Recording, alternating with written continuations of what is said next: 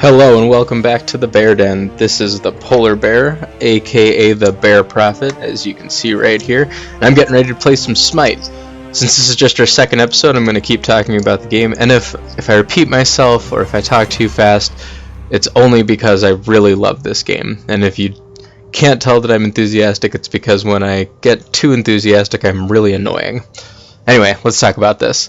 So this right here is the mode selection screen. We'll get to the rest of this in a later episode, but I just wanted to show you last time we played Arena. Arena is basically just a deathmatch. Battle in open arena, no lanes, tower objectives.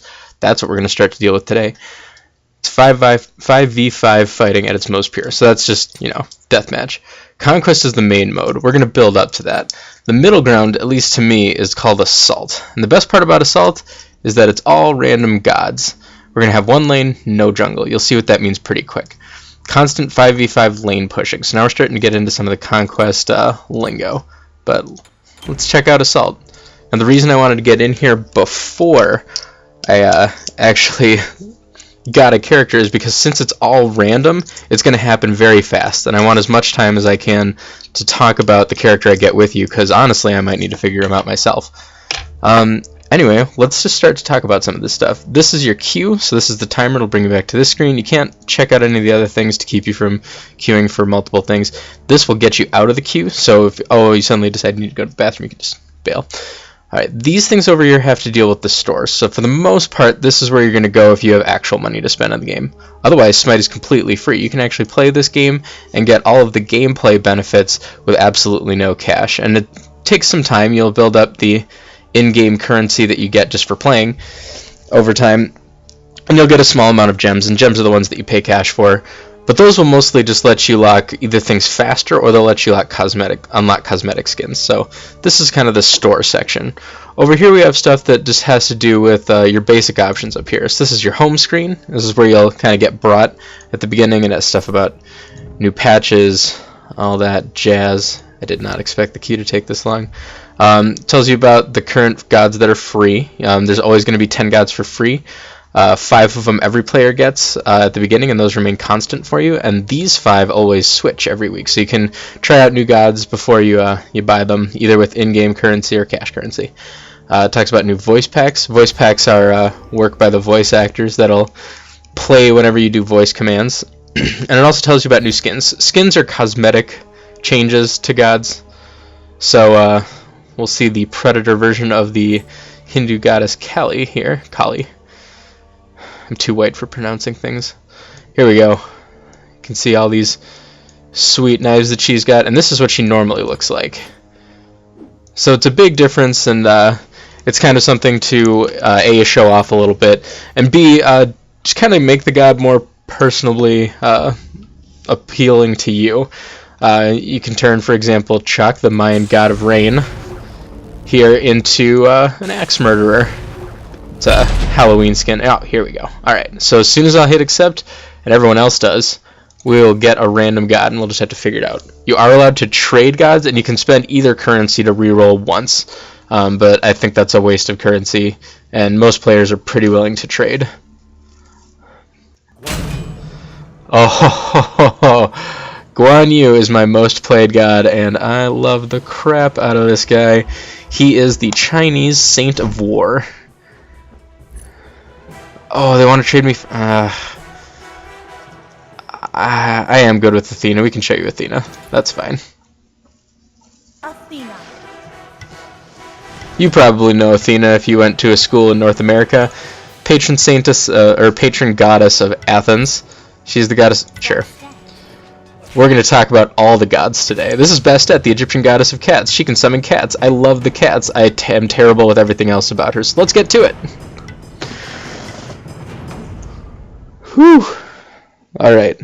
Other people in our team. We've got Neja here. He is, let's see, I know he's in the Chinese pantheon, and he's kind of a boy mortal who was elevated to the state of a god. And why did my mouse disappear? Anyway, next to him is Guan Yu, the Chinese Saint of War. He's kind of like your ultimate tactician. He's kind of a little bit like Chinese Ares. That's I'm sorry to anyone who's offended by that, but he's just a war god. Bastet, Egyptian goddess of cats. She's an assassin. She plays with a whip. She's got some throwing knives. It's pretty cool. I missed who else is in here. Kukulkan, he's a storm god from the Mayan pantheon, and he's got an interesting story in this game. And then over here is Athena, the Greek goddess of wisdom and patron saint of Athens. Or patron god. I don't know why I keep saying saint. Alright, assault. I will explain that in a moment. Also, let's get my abilities. Alright, I just found out I can minimize fraps with S1, so I'm going to need to be careful about unlocking my abilities here. I'm going to go with Declaw for this, because this is going to be a game where range is very important. So I leveled up all my abilities because I start at level 5, and I leveled up Declaw an extra time. It's a throwing knife, and it makes your enemies bleed. And then I should start building towards Warrior Tabby, and... I mean, that might be a good idea. I'd kind of rather have some defense, though. Okay, and then potions, potions, potions, potions. Now this is kind of a more silly game type. You can only buy items when you die, as you see. As you step off the fountain, can't go back on. And even the jumping doesn't help. Jumping is kind of an added little joke in this game because it doesn't actually do anything. But it does give all the characters an animation. Oh, and as you can see, I'm late to the party again. Explaining this stuff and figuring out how fraps works is going to take me some time. Alright. So I've got this whip that affects a cone here. Whipping is also my basic attack, but this is like the magic version of it. Guan Yu's got that heal. That big green circle is a heal whenever he lays it down. So this will let me help clear out the minions. Whoop. And we're going to summon our cats, and we're going to pounce out. Alright. So that was kind of all our abilities. We can also jump all the way back there if we feel like that's a good idea somehow. An ally has been slain. Oh, they're focusing me. Oh, we're gonna pounce again. Yep, yep, that hurts. That hurts a lot. Oh, we lived. Okay, that was close.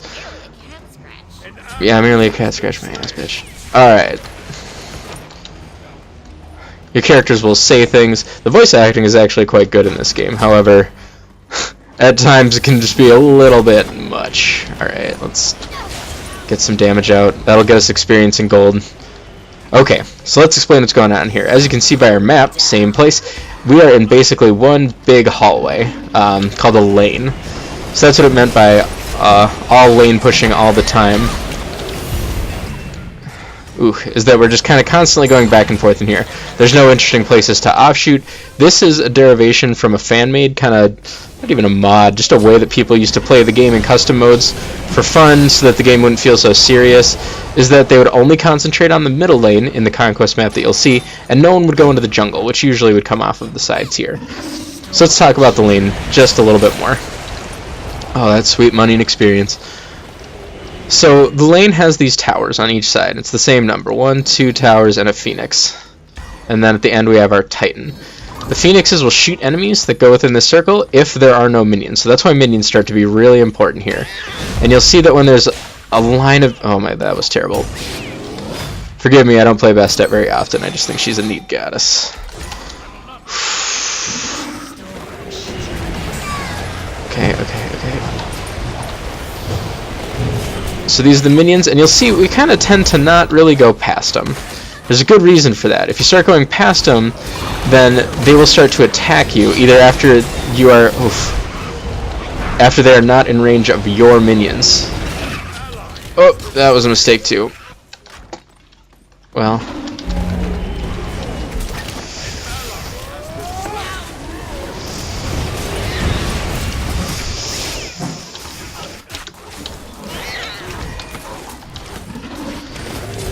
Okay.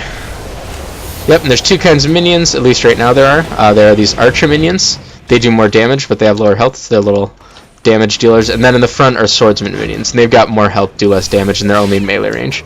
That, oh hell, is healing them. That's why we have such a problem here.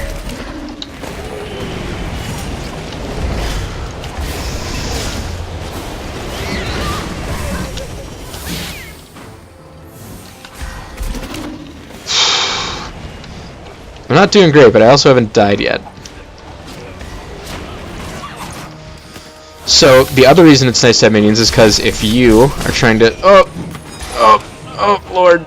Okay, that's bad. So we're going to be at quite low health for a while, so we're mostly just going to be dodging in to throw a dagger or two. And he'll heal us up eventually, but it's going to take a while.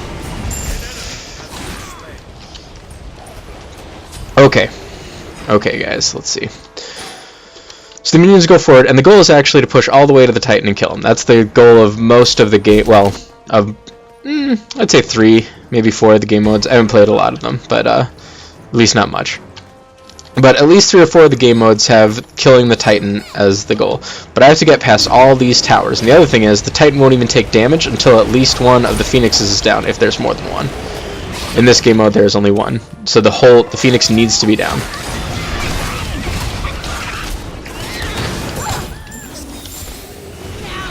So I just died. It was pretty much my own fault, too. Hard to blame anyone else for that. Oh, they killed all of us. That is super bad. That's what it means when he says deicide. And what this is. So this is how long it's going to take for each of us to come back. So now they're going to get free shots on our tower. You'll see the orange start to drain out of it. That's the health. Oh. And this is possibly the worst example of something people can do. Is just quit in the middle of the game. Well, we'll do our best. If these people do decide to surrender, I might go with it, but I'll try and stick it out for you guys. Oh, that's Guan Yu's ultimate. He gets on a horse. He used to have a cooler ultimate. I'm a little disappointed that it's gone. Anyway, so your goal is to destroy and do damage to and destroy towers. And that's easier with minions because minions will absorb the damage. They kind of just act as a meat shield. They'll also help you do damage.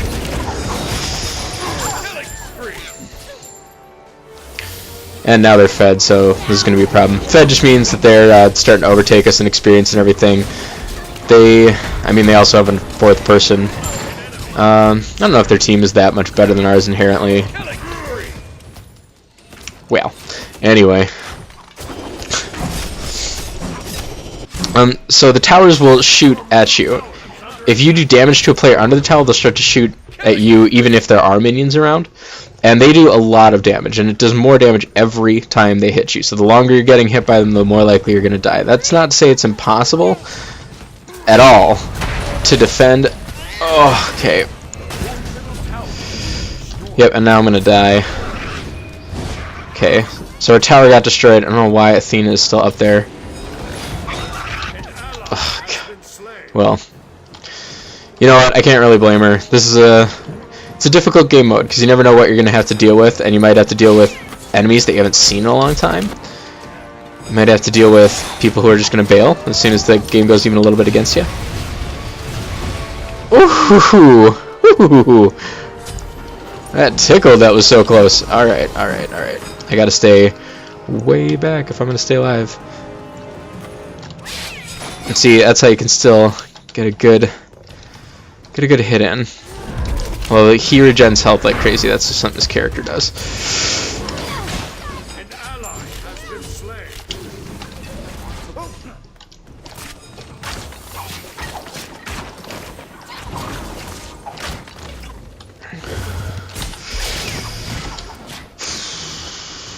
So in 11 seconds I'll be able to heal the group again. That's one of the active items I bought. I don't know if we've talked about active items yet, but we definitely will. So yeah, and then you get down to your Phoenix, and the only real difference between your Phoenix and the towers is that the Phoenix will come back after, I think it's like a minute. There we go. Okay, got some heals.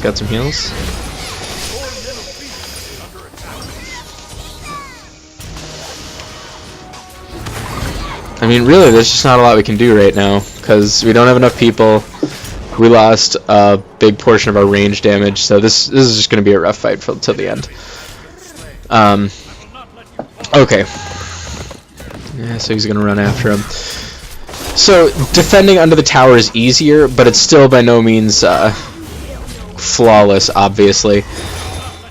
The biggest problem with it is that when you're outnumbered, that's a big deal. Like I said, this is a team game. You're not going to be able to do everything by yourself, except for in League 1v1, which I've never done before. But playing with other people is kind of a big appeal to this game, because when you work together, it feels really good to just do something good, cool. Okay.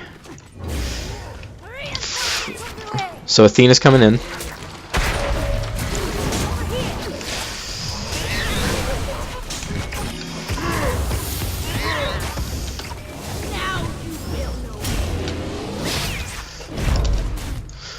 Oh, so a big part of defending on the...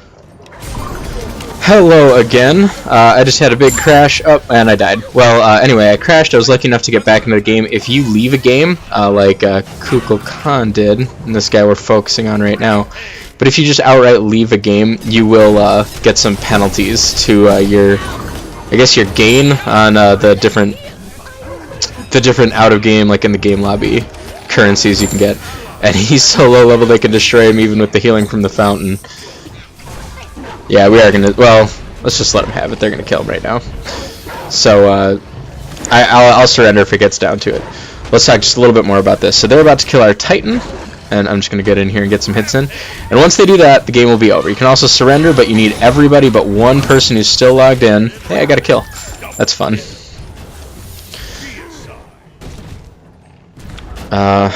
Okay, looks like I'm gonna have to get ready to do this. I just want a little bit more time to talk to you about what's going on. So the Chaos Titan does do, or the Titan does do a lot of damage. So that's really nice. It can defend itself a little bit. See, they're getting a little bit greedy, not focusing on the right things. They could have easily had this game by now. But you have to kill him in order to win. And it will start to regain health after... Oh, no, it's going to go down. Alright. There it is.